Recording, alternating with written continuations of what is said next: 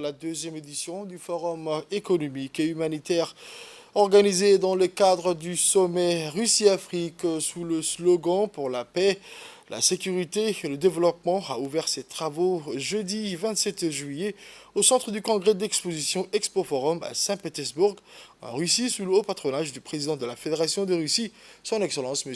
Vladimir Poutine.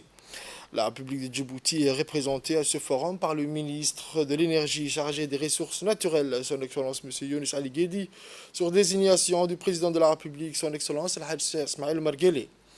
Événement majeur jouant un rôle important dans le développement des relations russo-africaines, ce forum organisé tous les trois ans par les autorités russes en collaboration avec la fondation Roscongress, est consacré cette année à un éventail de sujets incluant notamment la coopération économique et humanitaire.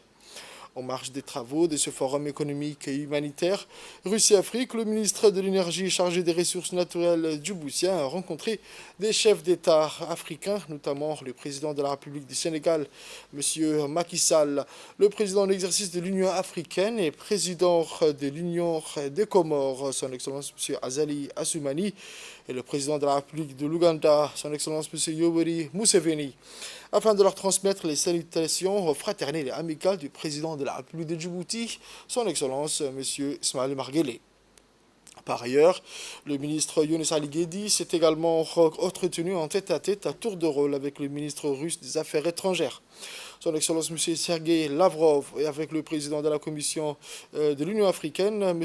Moussa Faki, avec le président tchadien, mais aussi avec le vice-premier ministre de la République fédérale de la Somalie, M. Salah Jama, ainsi que d'autres ministres des Affaires étrangères des pays amis africains, notamment le Soudan du Sud et du Congo, pour discuter des voies et moyens de développer une coopération sud-sud multiforme.